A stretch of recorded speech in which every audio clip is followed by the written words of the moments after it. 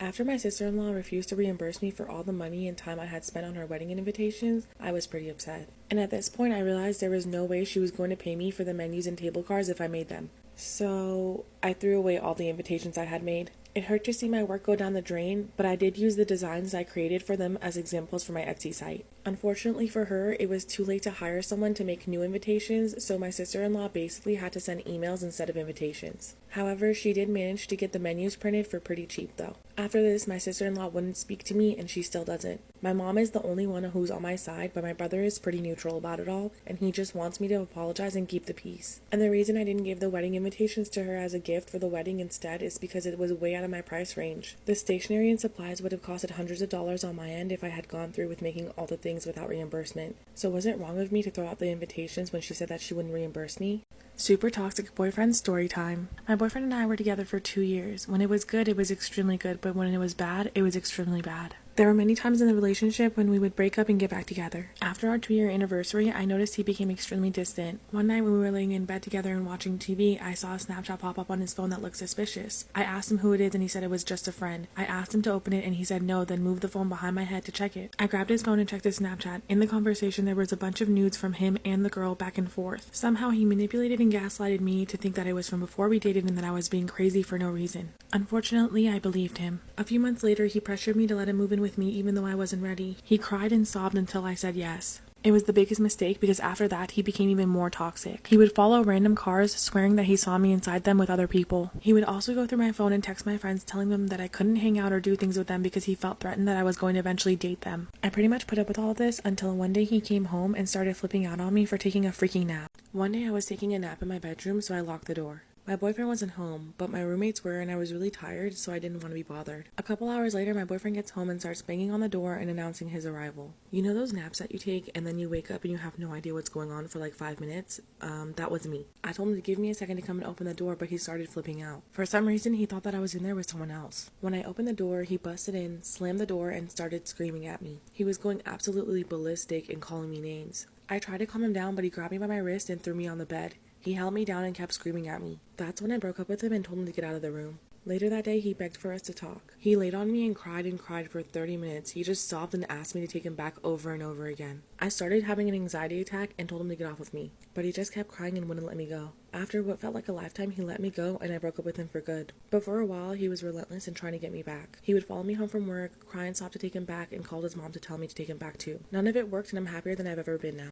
My best friend and I have been friends for about 10 years now. She met this girl that she started getting close to within this last year. We're gonna call her Stacy. I welcomed her with open arms and we all had a group chat. Stacy would always brag about the time that they spent together or inside jokes that only they knew. Whenever me and my bestie were hanging out, Stacy would text her and say cool invite. I'm not the jealous type with friends, and whenever they would hang out, I wouldn't really care, but whenever me and my bestie hung out, Stacy always cared. Over time, I noticed Stacy was very jealous and she copied a lot of the things that I did. It started with little things like having the same ringtone as me, buying the same jacket, and getting her hair done like me. But then it developed into something more extreme when I bought a new car and she went and bought the exact same one. She would also invite herself to a lot of events or show up without notice. Like when we planned a trip together and she showed up at 4 in the morning just to come with us. My breaking point is when my best friend sent us a list of what she wanted for her birthday and Stacy decided to buy every single thing, leaving me with nothing to give her. I talked to my bestie privately and told her how I felt about Stacy, but her response reassured me that she likes the competition. I would hate to lose a really big part of my life, but I'm feeling like I have no other option. Am I overreacting?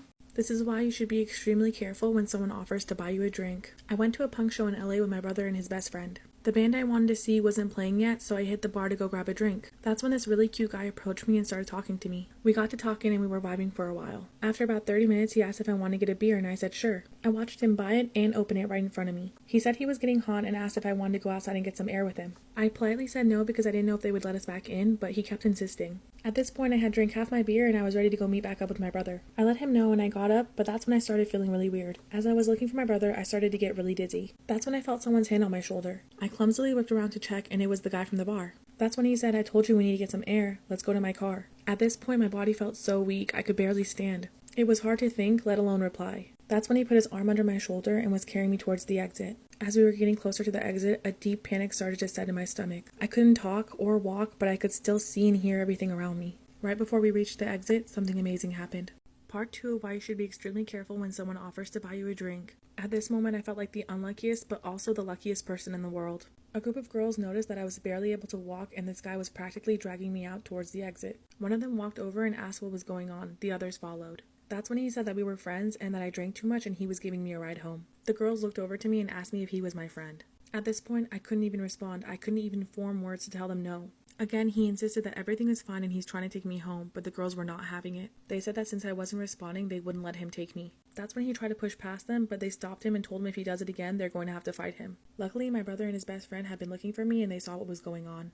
The group of girls told my brother everything that was happening. My brother told the girls to watch me, and him and his friend dragged the guy outside instead. My brother taught him a lesson that he'll never forget outside and then came back for me. Since we were 30 blocks from home and I couldn't walk, my brother and his friend put me in a shopping cart and took me home. We never got to see the man that we went there for, but I made it home safe and that's all that matters. Story time about how I caught my best friend with my ex-boyfriend just a few weeks after we broke up. We became friends in middle school and were inseparable ever since. My boyfriend and I met when we were 20 and we were together for 3 years. I'm not a strong drinker, so whenever we would go out, I would usually be the DD. My best friend used this opportunity to get extremely wasted every time we went out. Every time she got drunk, she would be extremely flirty with my boyfriend. She would do things like touch his chest, lean on him, and want to be in every picture or video he took. I chalked it up to her being drunk and didn't think too much into it. Fast forward to when me and my ex finally broke up. My best friend encouraged me to break up with him and told me that I deserved better. Shortly after, I noticed that she was hiding things from me and not telling me where she was or who she was hanging out with. Whenever we kicked it, she was always on her phone nonstop, and when I looked over, she would hide her phone or turn it over. One day I looked over and I noticed my ex's name as the contact that she was texting. I let it go that night, and the next day I checked her Snap location. Her location was in my ex's neighborhood, so I texted her and asked her what she was up to. She tried to play it off by saying she was shopping with her mom. At this point, all I saw was red. I decided to grab my keys and go over to my ex's house.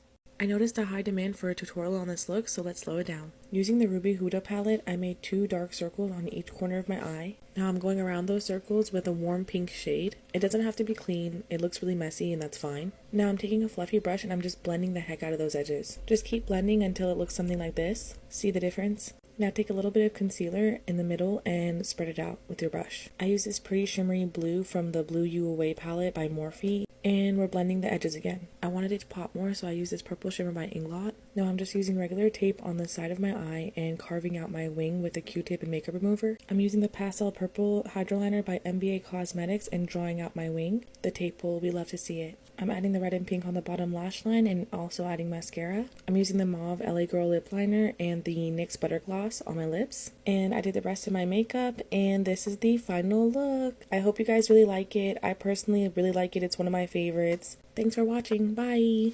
Part 2 of catching my best friend with my ex-boyfriend a few weeks after we broke up. So my ex had a habit of not locking his doors, and when I went up to the door, guess what? It wasn't locked. I quietly let myself in and made my way up to his bedroom. I could already hear noises coming from the bedroom, so I knew what was up. Or so I thought I did. Imagine my surprise when I flung the door open and saw my best friend not with 1, not with 2, but 3 guys, and one of them being my ex. The look on her face when I walked in and saw her was priceless. I should also mention that I was recording all of this, so I got it all on video. My best friend ran after me with a blanket around her. At first, she was apologetic and begging for forgiveness. But after noticing that I was pretty much done with the friendship, she started being a huge bitch. She started calling me names and telling me it's not her fault that my ex likes her better because she's not vanilla like me. The next thing I did was really petty, but at the moment I didn't care. I texted the video I had of her to her sister and let her know what was going on. That's when she went into a full-on rage and tried to swing on me. I dodged it, yanked the towel, and slapped her right back. I left her on the lawn looking stupid and naked. All of our friends took my side and I never heard from her again. This is why waking up late might just save your life. One day when I was in elementary school, my mom and I both overslept, which meant I wouldn't be ready in time to get on the bus. School started at 8, my bus pickup time was at 7, and it was already 6:40 or something. I was still in my PJs and hadn't even had breakfast yet. My mom decided that today we would just tell the bus driver to go on ahead and she would take me to school, which would give me plenty of time to get ready. It's 6:50, I'm in my PJs eating breakfast, and that's when we hear the bus pull up 10 minutes earlier than scheduled. My mom peeks her head out of the door into the foggy morning and waves the bus on. She closed the door and came back inside, but the bus didn't pull away. There's a knock at the door and my mom opens it to find a man in a bus driver uniform. He explains he's a substitute bus driver because the regular driver called in sick and that he's early because he wanted to get an early start on the route. My mom says she's taking me to school because we woke up late. He gets visibly upset and says he can wait a few minutes since he's already ahead of schedule. My mom says that we won't be ready in a few minutes and tells him to go on ahead. He seemed really angry about this, but turned around, got back on the bus and left. But at 7 a.m., another bus pulls up to my house. My mom went out to talk to them and came back looking terrified.